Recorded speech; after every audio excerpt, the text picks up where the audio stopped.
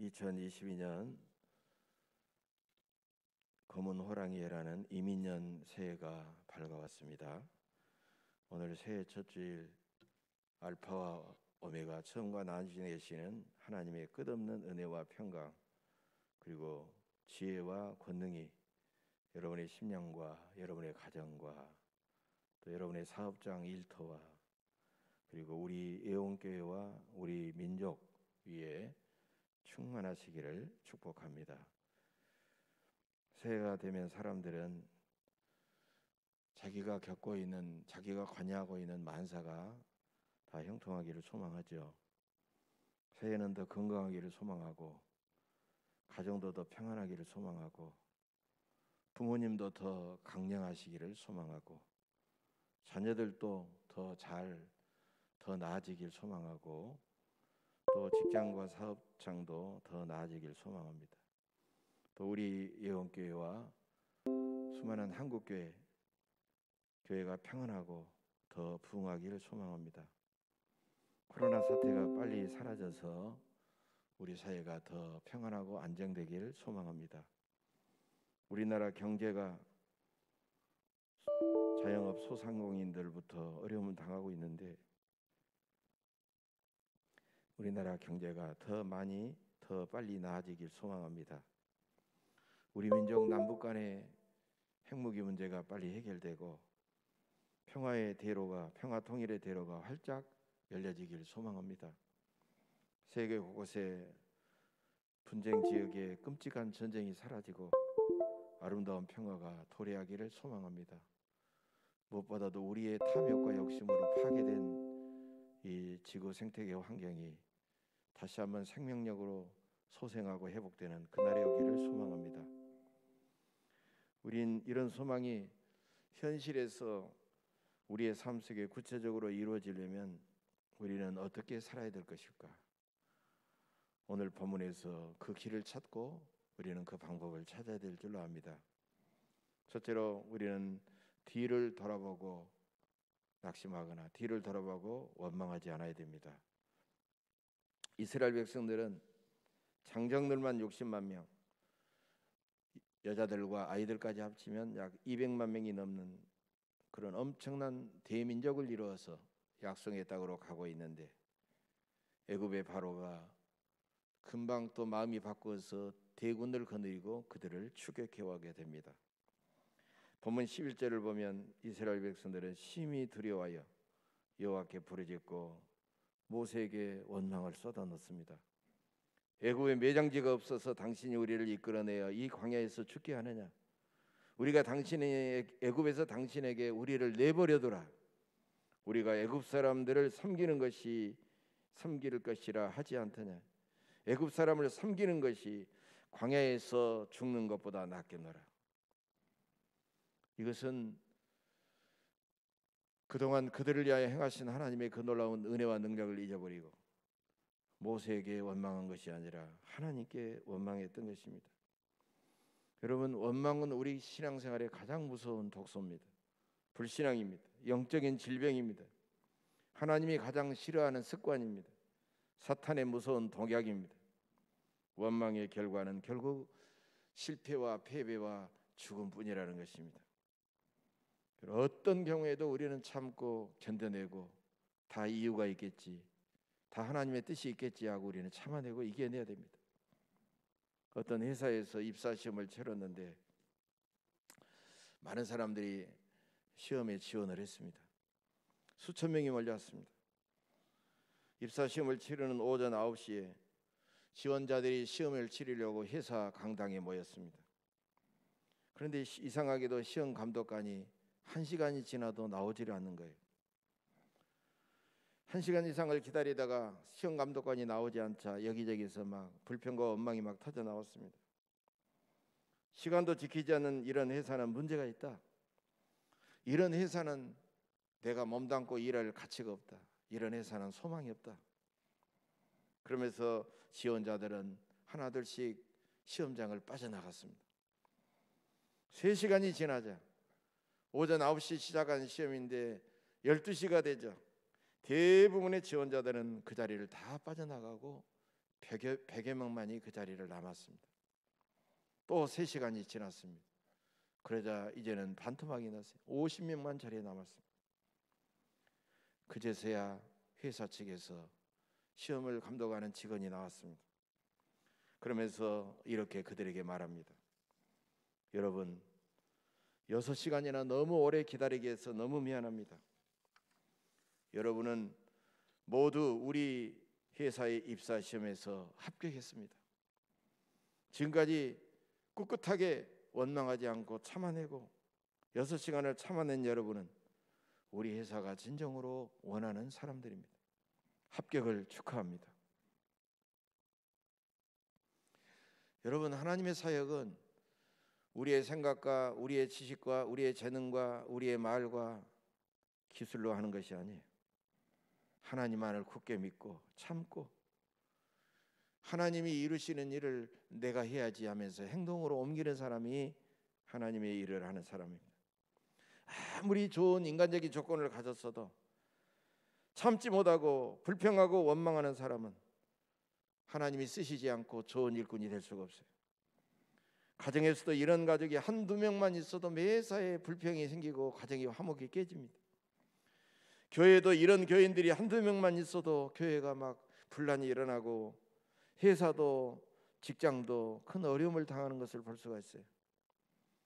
모세에 대한 이스라엘 백성들의 불평과 원망은 여기서 끝나지 아니하고 그들은 애굽을 홍해를 벗어나 가나안 광야에 들어갔어도 광야 생활에서도 계속 배웠습니다. 그들은 하나님을 결국 믿지 못하는 불신앙이었고 불평과 원망이었고 그래서 그것으로 인해서 그들은 가나안 땅에 대부분 들어가지 못하고 겨우 여호수아와 갈렙이라는 두 사람만 들어가고 출애굽 다음 세대가 들어가게 됐어요. 여러분, 지금도 불평하고 하나님을 믿지 않는 불신앙으로 불평하고 원망하는 사람은 자신도 불행해지고 다른 사람에게도 좋지 않는 영향을 끼치게 되는 것입니다. 금년에는 여러분 안에 있는 모든 불신앙과 불평과 원망을 깨끗이 청산하시고 항상 매사에 긍정적이고 감사하면서 귀한 사역을 잘 감당하시기를 간절히 바랍니다. 두 번째로, 우리가 살다 보면 수많은 장애물을 만나게 됩니다. 장애물 앞에서도 두려워하지 않아야 됩니다. 애굽의 바로의 모든 군세가 이스라엘을 추격해 오는데 이스라엘 백성들 앞에는 깊고 막막한 홍해가 가로막혀 있습니다. 뒤로도 갈 수 없고 앞으로도 나갈 수 없고 옆에 있는 높은 산으로도 넘어갈 수 없는 참으로 절망적인 상황이었습니다. 200만 명이나 되는 그들을 누가 구원하겠습니까? 그 누구도 살아날 가망이 없습니다. 그들은 점점 그 형실을 바라보면서 두려워했습니다. 그들의 두려우면 점점 커집니다. 홍해바다보다도 더 깊어져 가지고 불평이 되고 원망이 되고 절망이 되고 분노가 되고 이제는 통곡의 부르짖음으로 바뀌게 되었어요. 여러분, 우리를 두렵게 하는 그런 일들이 지금 우리 주변에서 끊임없이 일어납니다. 우리를 두렵게 하는 그런 소리들, 소식들이 끊임없이 우리에게 들려옵니다. 이러쿵저러쿵 사람들은 떠들고 우리에게 때로는 상처도 주고 우리를 비방하고 우리를 멸시하는 그런 소리들도 들려옵니다.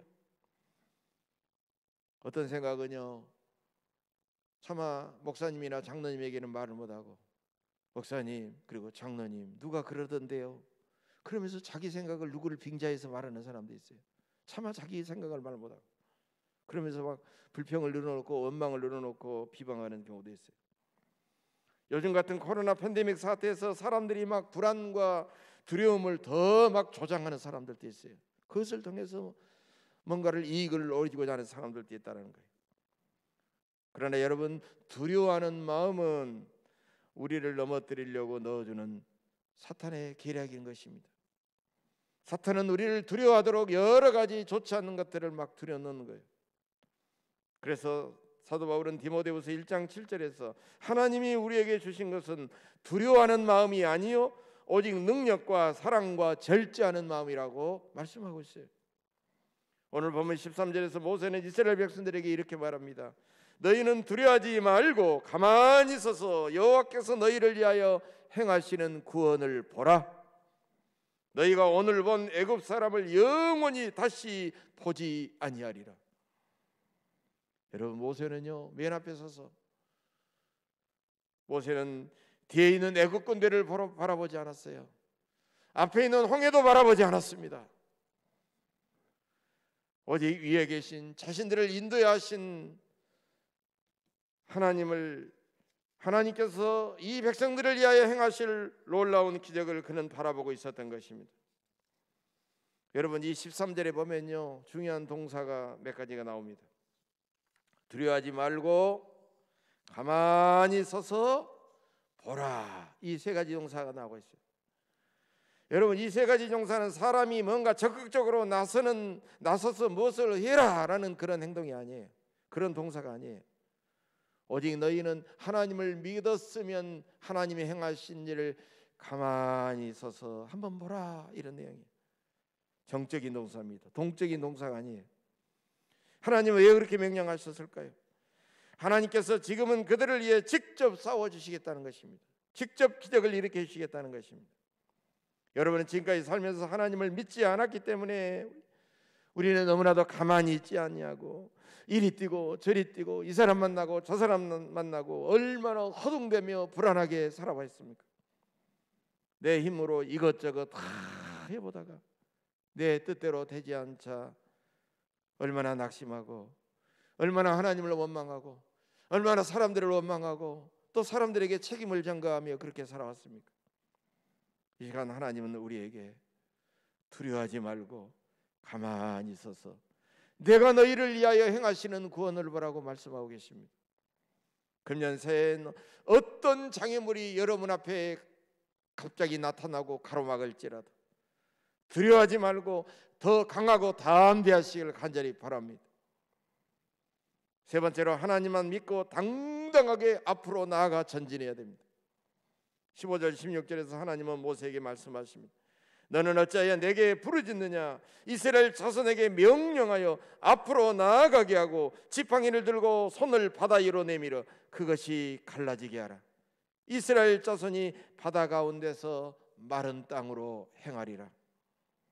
여러분, 이 말씀은 무슨 뜻이에요?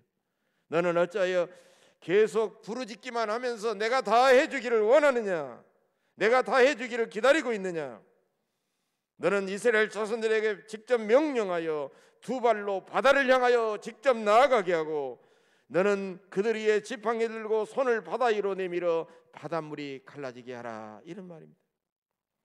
그러니까 하나님이 다 해주면 너희가 가는 것이 아니라 너희가 믿음으로 나아가면 나도 기적을 일으키지만 너희가 나를 믿지 않고 하나님이 어떻게 하시나 하고 지켜보다가 확인하고 나아간다면 나도 기적을 행하지 않겠노라, 이런 내용이에요. 과연 모세가 지팡이를 들고 손을 바다 위로 내밀자 하나님은 큰 동풍이 밤새도록 바닷물을 물러가게 하시니 바다는 마른 땅이 되었습니다. 이스라엘 자손은 한 사람도 죽지 않았고 홍해를 건넜지만 이스라엘 자손들을 추격해온 애굽의 군대는 모두 바다에 수장되어 몰살당했던 것입니다. 이스라엘 자손은 하나님이 행하신 큰 능력을 보았으므로 하나님을 경외하며 모세를 믿었습니다. 할렐루야. 여러분, 홍해가 갈라지고 애굽의 군대가 일거에 몰살당한 것만 기적입니까? 우리는 그것만 기적이라고 생각하지만 그걸 결코 아니죠. 여러분, 성경을 한마디로 말하면 기적의 책입니다. 하나님의 기적이 아주 사방 어느 요소 신구약에 아주 가득가득 깔려 있습니다. 세상이 창조된 것도 기적이고 그 아브라함이 부름받은 것도 기적이고 물에서 건져낸 모세의 인생이 일생 자체가 곧 기적이고 그리고 그가 애굽의 미디안 광야에서 40년을 지냈던 세월도 기적이고 그가 바로왕 앞에 나아가서 하나님께서 그를 위하여 행하신 10가지 기적이 바로 재앙이 기적이고 홍해가 갈라진 사건도 한 기적의 연장성산에 있는 하나의 기적일 뿐인 것입니다. 전능하신 사랑의 하나님만 믿고 전진하면 수많은 기적이 우리 앞에 기다리고 있는 것입니다. 지금까지 여러분의 삶이 에베네셀의 기적이요, 지금도 임마누엘 기적이 여러분과 함께하고 있으며 앞으로도 여호와 이레의 수많은 기적들이 기다리고 있습니다. 그러므로 여러분이 전능하신 사랑의 하나님께 얼마나 견고한 믿음의 뿌리를 내리고 소망 가운데 살아가느냐에 따라서 우리의 삶의 모든 것들이 달려있다는 것입니다. 중국의 동북지방에 가면 모소라는 대나무가 있습니다. 저는 보지를 않았는데 보니까 이런 이야기가 있더라고요. 모소. 이 모소라는 대나무는 땅에다 심으면 거의 한 1, 2년 만에 곧바로 죽순이 올라오는 것이 아니라 무려 5년 동안이나 이게 살았는지 죽었는지 5년 동안이나 아무 인기척이 없다는 거예요. 죽은 것이. 그럼 5년 동안은요, 땅속에다가 이 모소가 뿌리를 내리는데 얼마나 깊고도 넓게 내린다는 거예요. 그러면 땅속에는 이 대나무가 어마어마하게 뿌리들이 엉켜서 깊이 넓게 퍼져 있다는 거예요. 5년이 딱 지나면서 죽순이 나오기 시작하는데 얼마만큼 자라느냐? 하루에 5cm씩 자란다는 거예요. 그러니까 이게 고속 카메라로 찍어 놓으면요, 대충 조금만 멧돼석으로 돌려도 자라는 게 막 보이는 거예요. 그리고 불과 6주가 지나면요, 3m가 넘는 거대한 대나무 숲으로 자라나게 된다는 것입니다. 여러분, 이 모소 대나무가 그렇게 빨리 자라는 이유는 5년 동안 뿌리를 깊고도 넓게 내리는데 모든 힘을 다 쏟았기 때문입니다. 여러분도 모소 대나무처럼 하나님께 믿음을 내 믿음의 뿌리를 더 깊고도 넓게 내리시면 어떤 시험과 고난과 역경 앞에서도 우리는 하나님 앞에 희망을 갖고 하나님을 바라보면서 우리는 나아갈 수 있는 것입니다. 여러분, 애굽의 바로의 군대와 같이 여러분에게 상처와 고통을 주는 지난날의 모든 일들을 되돌아보고 우리가 죄책감을 느끼고 풀이 죽고 기억하면서 우리가 살아서는 안 됩니다. 거대한 홍해바다 같은 코로나 팬데믹과 사회 불안과 경제적인 어려움만을 생각하면서 우리가 좌절하지 않고 오직 전능하신 사랑의 하나님만 바라보시고 하나님께 믿음의 뿌리를 깊고 넓고 견고하게 내리면서 살아가시기를 간절히 바랍니다. 하나님만이 우리의 믿음의 뿌리요, 변함없는 희망이요, 우리의 견고한 삶의 버팀목이 되기 때문입니다.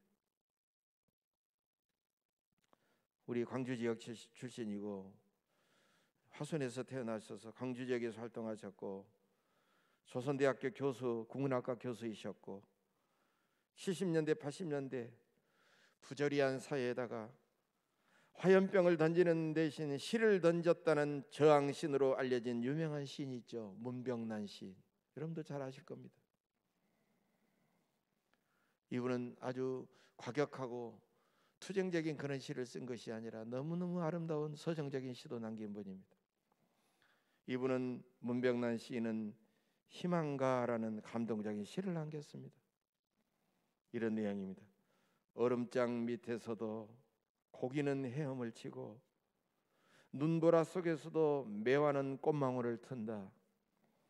절망 속에서도 삶의 끈기는 희망을 찾고 사막의 고통 속에서도 인간은 오아시스의 그늘을 찾는다. 눈 덮인 겨울 밭고랑에서도 보리는 뿌리를 뻗고 마늘은 빙점에서도 그 매서운 향기를 지닌다. 절망은 희망의 어머니, 고통은 희망의 스승, 시련 없이 성취는 오지 않고 단련 없이 명금은 날이 서지 않는다. 꿈꾸는 자여, 어둠 속에서 멀리 반짝이는 별빛을 따라 긴 고행길을 멈추지 말라. 인생 항로 파도는 높고 폭풍우 몰아쳐 배는 흔들려도 한 곱이 지나면 구름 뒤 태양은 다시 뜨고 고요한 백길 순항의 내일이 꼭 찾아온다. 우리가 절망하고 어려움이 있을 때 이 시를 읽으면 희망이 솟아올 수 있는 그런 감동적인 시입니다. 문명난 시인은 절망과 고통과 시련 후에 찾아오는 열매와 기쁨과 영광과 감격을, 그 희망을 노래하고 있어요. 그러나 그 희망의 근원은 과연 어디에 있느냐? 누가 희망을 품을 수 있는 능력을 우리에게 주느냐? 이 질문에 대해서는 시인은 침묵하고 있어요. 그저 너무 막연한 희망이라는 겁니다. 여러분, 우리가 품는 희망의 근원은 어디에 있을까요? 우리는 신실한 믿음의 뿌리를 누구에게 내리고 살아야 될까요? 누가 우리에게 희망을 품을 수 있는 귀한 능력을 주실까요? 바로 전능하시고 사랑이 한량없으신 신실하신 우리 하나님이십니다. 하나님만이 희망의 근원이십니다. 하나님만이 우리를 위로하시고 사랑하시고 희망을 약속하십니다. 하나님만이 희망을 우리의 현실로 만들 수 있는 그런 놀라운 능력을 가지고 있습니다. 그래서 우리는 신실한 믿음의 뿌리를 하나님께 내리고 우리는 금년 한 해를 우리는 삶을 항해해야 될 줄로 압니다. 우리가 믿는 하나님은 우리가 너무 힘들어서 하나님 저는 불가능해요 말하면 모든 것이 가능하다. 누가복음 18장 20절의 말씀을 하십니다. 하나님 저는 너무너무 지쳤어요. 그러면 하나님은 마태복음 11장 28절의 말씀으로 내가 너를 쉬게 하리라 라고 말씀하십니다. 하나님 저는 혼자요 아무도 나를 사랑하지 않아요 하면 하나님은 요한복음 13장 1절 말씀처럼 내가 너를 사랑하되 끝까지 사랑하리라 라고 말씀하십니다.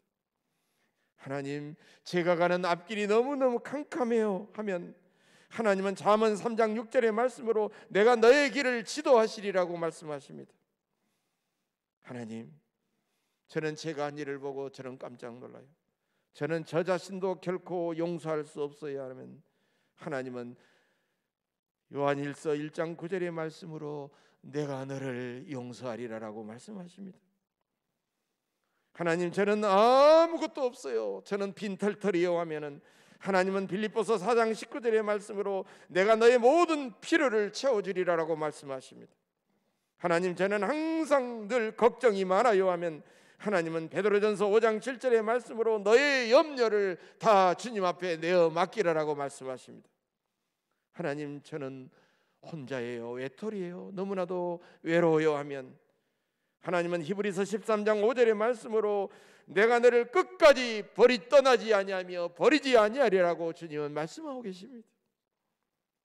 사랑하는 성도 여러분, 이렇게도 우리가 금년 한 해를 살아가면서 수많은 사람들을 만나고 수많은 상황, 수많은 일들을 겪으면서 우리는 어려움을 당하고 힘들고 낙심할 때도 있지만 하나님께서는 이런 수많은 약속들로 우리에게 약속해 주십니다.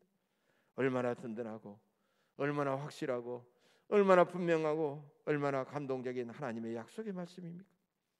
이 약속의 말씀들을 굳게 붙잡으시기를 간절히 바랍니다. 오늘은 이민년 한 해가 시작되는 새해 주일입니다. 지난날의 상처와 실패와 고통의 과거 때문에 절대로 원망하거나 불평하지 마십시다. 불확실하고 해결하기 힘든 앞날의 문제 때문에 너무 두려워하지 마십시다. 여호와 일에 하나님이 함께 계실 것입니다.